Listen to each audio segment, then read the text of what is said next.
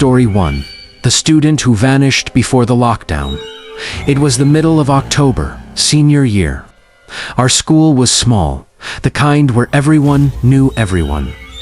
That day started like any other, until one student didn't show up. His name was Ethan, quiet, polite, always sitting in the back row with his headphones in. He wasn't exactly popular, but he wasn't disliked either. Just the kind of kid people forgot to notice.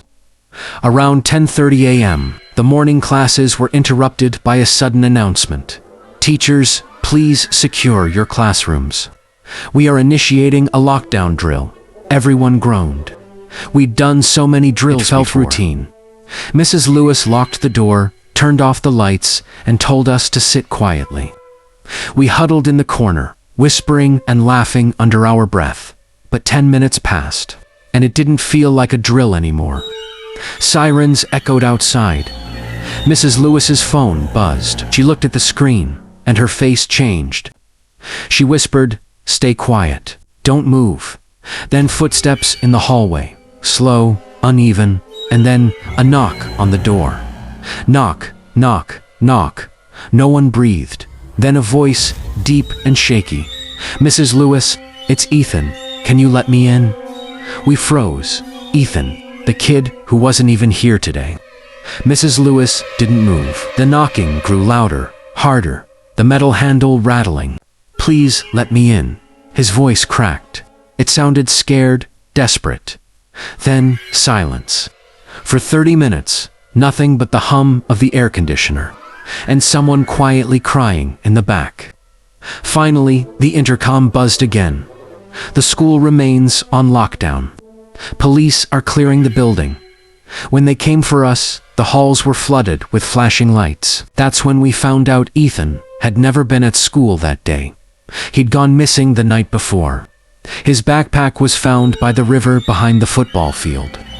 The voice we heard that morning wasn't him. To this day, teachers don't talk about that lockdown. But every year, during drills, someone swears they hear those same 3 knocks, echoing from the hallway.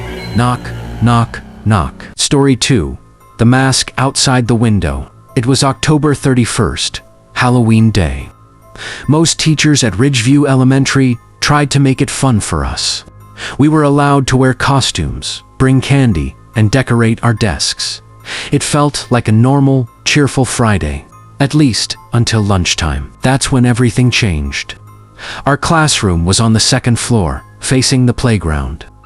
We were doing a small art project when my friend Olivia suddenly said, "Someone's standing outside." We all turned to look. At first, I thought she was joking. But then I saw it. A man. He was standing just beyond the fence, perfectly still, wearing a cracked white mask with a black hoodie. He wasn't moving, he wasn't waving, just staring up directly at our classroom window. Our teacher, Mrs. Carter, tried to play it off. She said it's probably just someone from the neighborhood, but her voice shook a little. 5 minutes later, the announcement came. "Attention staff, please secure your classrooms. Lockdown procedure." The playground was empty, except for that man. He was closer now, right beneath our window, still wearing that mask. Just looking up, we stayed like that for what felt like forever. Every small sound, the creak of the vent, the hum of the lights, made us jump. Then we heard it. The sound of someone trying the classroom door handle, slowly twisting it. Once, twice, then again, Mrs. Carter whispered, "Stay down. Don't move. Don't make a sound." We could see the shadow of his feet under the door. He just stood there for almost a full minute, then walked away. 20 minutes later, the police arrived and started escorting classes out, one by one. When they reached ours, I finally saw outside. And there, right beneath our window, was the mask, lying in the grass, cracked, stained, but no one wearing it. The officers never found the man. No footprints, no car nearby, nothing. A week later, our principal told us it might have been a Halloween prank. But the thing is, the school camera footage from that day stopped recording 5 minutes before the lockdown began. To this day, No one knows who that man was, or how he knew which window faced our class. Sometimes when I walk past that old building at night, I swear I still see a faint reflection in the glass. A pale white mask looking right back at me. Story 3. The man who came for his daughter. I've been a middle school teacher for over 15 years, and until last spring, I never believed a lockdown could be anything more than a drill. It was April 18th, a Wednesday, sunny, normal, quiet, the kind of day that makes you forget bad things ever happen. I was teaching 7th grade English when the intercom buzzed. Attention staff, please secure your classrooms. This is a lockdown. No drill, no practice, just silence. After that, the kids looked confused. I tried to stay calm, locked the door, turned off the lights, told them to get low. It's strange how quickly a cheerful room turns into something cold and heavy. I texted the teacher next door, no reply. And then a man's voice spoke, calm, almost gentle. I just want to see my daughter. I froze. Because I recognized the name, he said next. It was Emily, one of my students. She was sitting right beside me, trembling. She whispered, "That's my dad." But Emily's father had been in prison for the past 6 years. I knew that for a fact. Her mother had told me. I shook my head, mouthed, "Don't move." The man kept talking through the door. "I know she's in there. I just need to see her. Please." He sounded desperate, like someone who'd lost everything. Then, from down the hallway, another voice shouted, "Sir, step away from the door." Police. A second later, chaos. Footsteps, shouting, then silence. When the officers finally opened our door, Emily was crying into her knees. They rushed us out of the building, past dozens of patrol cars. Later, I found out what happened. There had been a prison transport crash, 20 miles away. One inmate escaped. Emily's father, he'd made it all the way to our school before they caught him. He wasn't armed, but he was carrying a photo of her in his hand. That's how they identified him. I'll never forget the look on Emily's face that day. The moment she realized her father had come back, not to hurt her, but to say goodbye. Story 4.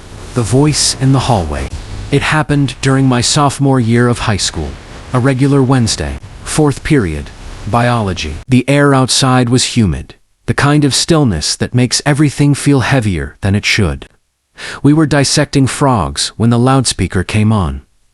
"This is a lockdown." I repeat, this is a lockdown. Everyone froze for a second, then started moving like we always did during drills.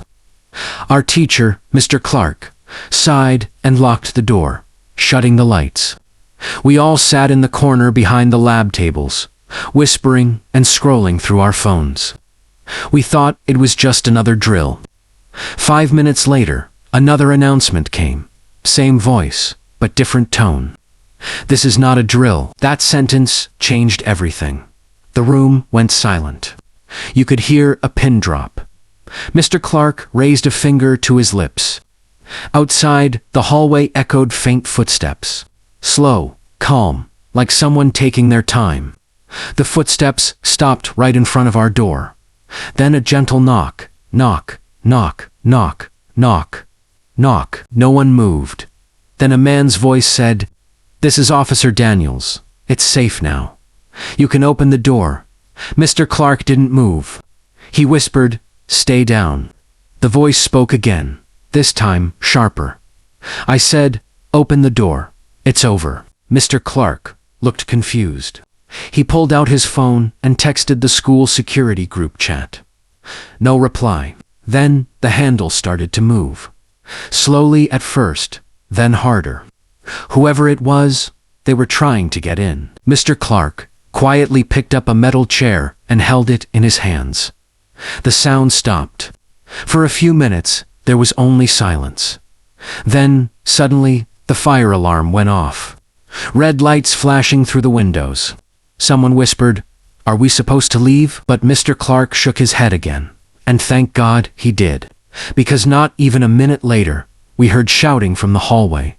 Police yelling, "Get on the ground. Drop it now. After a few minutes, the intercom clicked again.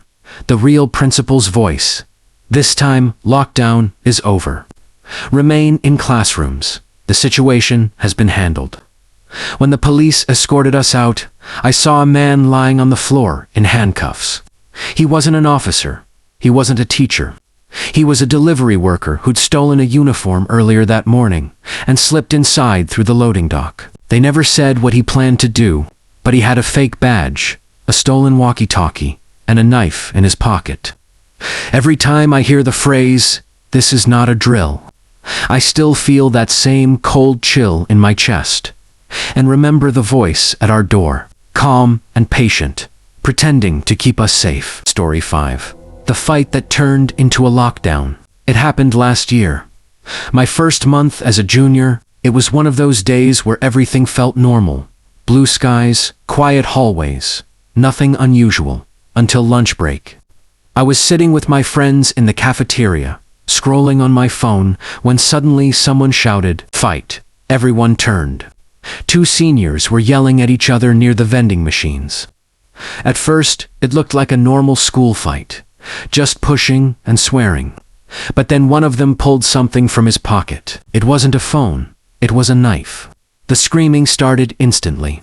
Teachers rushed in, kids ran for the doors, and within seconds, the intercom came on. Lockdown. This is not a drill. My heart dropped.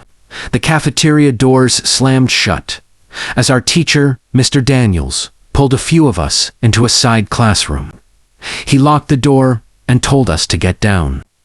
We could still hear screaming from the hall, footsteps running, doors slamming, people crying. I was shaking, not because of the noise, but because I saw the look on my friend's face. She'd seen where the attacker went toward the main hallway, right where her younger brother's class was. She started whispering, "He's there. Oh my God, he's there." Mr. Daniels quietly took out his phone, calling the front office, no answer. Police sirens started wailing outside within minutes. We stayed huddled in silence for nearly 40 minutes. Then came the sound I'll never forget. Someone banging on our classroom door. 3 times hard, bang, bang. We froze. Then a voice yelled, "Police, it's safe now." But Mr. Daniels didn't move. He whispered, "We wait." A few seconds later, someone else shouted from farther down the hall, the same thing. That's when he finally opened the door, slowly. There were officers everywhere. The floor was smeared with trails of blood, leading down toward the cafeteria. They escorted us out one by one. Later, we found out the truth. The attacker had stabbed 2 students and a teacher who tried to stop him. One of the victims didn't make it. The attacker was just 16. All of it started because of a stolen phone. For weeks, the school stayed quiet. No one used the vending machines. No one sat in the cafeteria. Even now, when a tray drops or a locker slams too hard, people flinch. That's the thing about lockdowns. They end, but the fear doesn't.